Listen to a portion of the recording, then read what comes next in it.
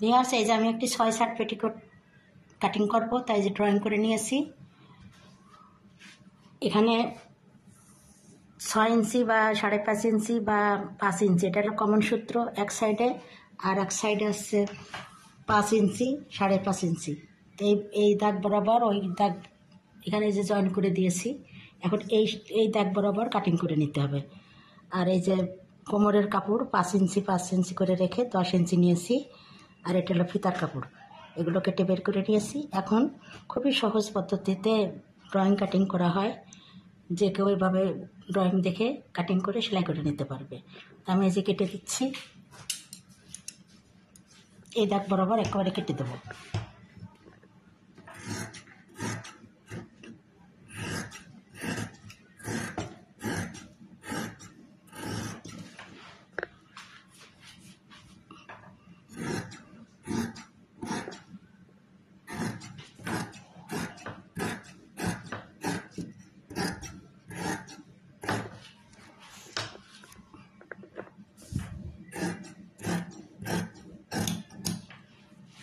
হয়ে গেল কাটিং। এখন আমি সেলাইতে চলে যাব, ততক্ষণ আপনারা আমার সাথে থাকুন। ভিউয়ার্স, এই যে আমি পেটিকোটটি সেলাই করে নিচ্ছি। তা পেটিকোটের 6/7 পেটিকোটের যে শার্টগুলো, সেই শার্টগুলো আমি প্রত্যেকটা এভাবে জোড়া দিয়ে দেবো। প্রথমে 3 পার্ট করে 6 পার্ট একসঙ্গে 3 পার্ট দিয়ে, পরে আর 3 পার্ট দিয়ে দেবো। তো এই যে আমি সবগুলো জোড়া দিয়ে দিয়েছি। এখন সাইডের সেলাইটা দিয়ে দেবো। এই সাইডে ওই সাইডে 2 সাইডের সেলাই দিয়ে দিতে হবে। সাইড থেকে একদম নিচ পর্যন্ত সেলাই দিয়ে দেবো।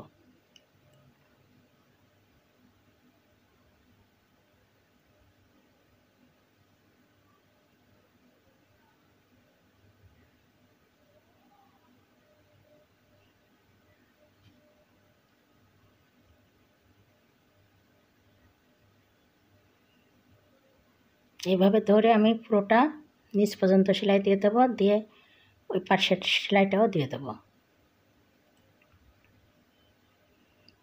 এবার কোমরের যে পট্টি মাঝখানে যে ফাড়া থাকবে, সেই ফাড়ার জায়গাতে এই যে কাপড় দিয়ে দিচ্ছি।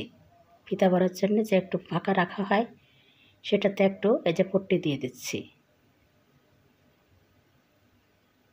3 ইঞ্চি মতো ফেড়ে রেখেছি। আলাদা করে এক্সট্রা কাপড় দিয়ে সোজা দিক দিয়ে উল্টে দিকে ভাঁজ সেলাই দিয়ে দিতে হয়। এবার এই যে উল্টা দিকে এই যে ভাঁজ সেলাই দিয়ে দিচ্ছি।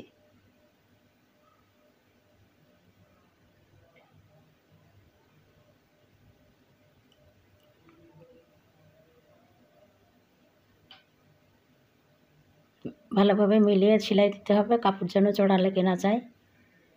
দিয়ে তারপরে কোনাতে একটু চাপ সেলাই দিয়ে দিতে হবে ভিতর দিকে।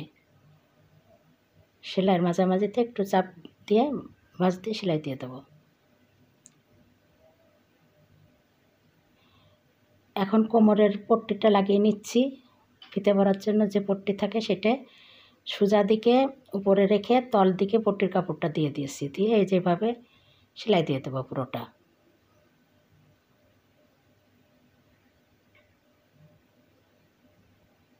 এবার সামনের দিকে এনে এই যে ভাঁজটা দিয়ে এই যে এইভাবে সেলাইটা ঢেকে সেলাই দিয়ে দিতে হবে। আবার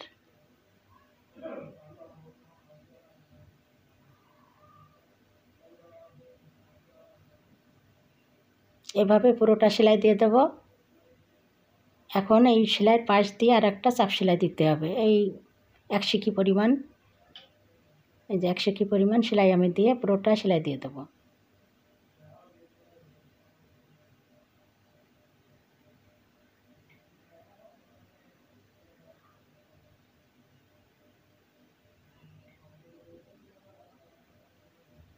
এভাবে পুরাটা সেলাই দিয়ে দিলাম। এবার নিচের প্লেটটা ভেঙে দিচ্ছি।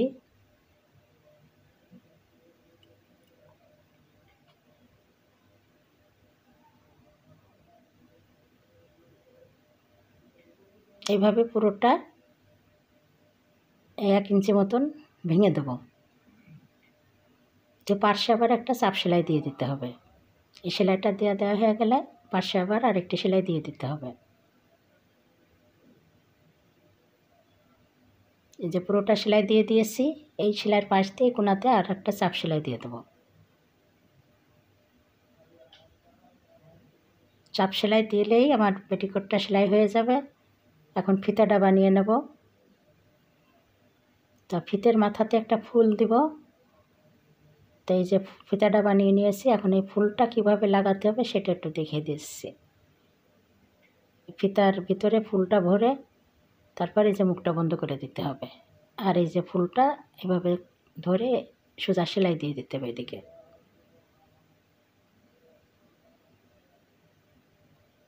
যে মুখটা বন্ধ করে দিতে হবে। এটা একটা হয়ে গেল, আমি আর একটা দেখিয়ে দিচ্ছি। দুই মাথাতে দুটো ফুল দিলে হয় কি, ফিতাটা কখনো বেরোয় যায় না। এই যে এইভাবে ভিতরে ঢুকাই দিয়ে এই যে ভাঁজ দিয়ে এই যে এইভাবে মুখটা এই যে মেরে দিতে হবে, তাহলে ফিতাটা মুখটা বন্ধ হয়ে গেল।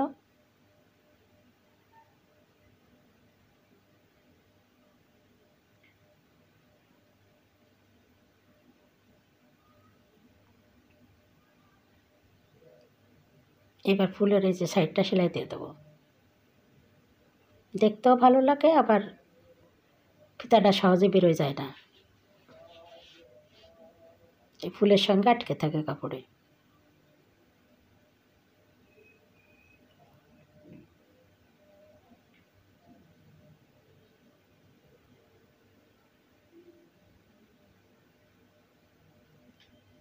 এবার আমি এই যে সোজা করে দেখাচ্ছি, এভাবে ভিতরে একটু টান দিলেই সোজা হয়ে যাবে। এই দেখুন কত সুন্দর ফুল হয়ে গেল। সালোয়ারের ভিতরেও ফিতা দিলে এরকম ফুল দিয়ে দিতে হয় পেটিকোটে, দেখতেও ভালো লাগে। এভাবে ফুলটা করে বেঁধে দিলে তাই তো হয়ে গেল। ভিউয়ার্স, এই যে আমার 6/7 পেটিকোটটি তৈরি করা হয়ে গিয়েছে, দেখুন কত সুন্দর হয়েছে। খুবই সহজ পদ্ধতিতে আমি আপনাদেরকে দেখিয়ে দিয়েছি, আপনারা এইভাবে তৈরি করতে পারবেন। তো কেমন লাগলো আজকের আমার পেটিকোট সেলাই কাটিং?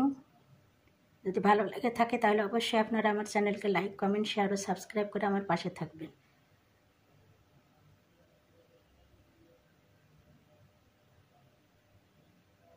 আপনারা ভালো থাকবেন, সুস্থ থাকবেন। আবারও দেখা হবে নতুন নতুন সেলাই কাটিং নিয়ে। আজকের মতো বিদায় নিচ্ছি। আল্লাহ হাফেজ।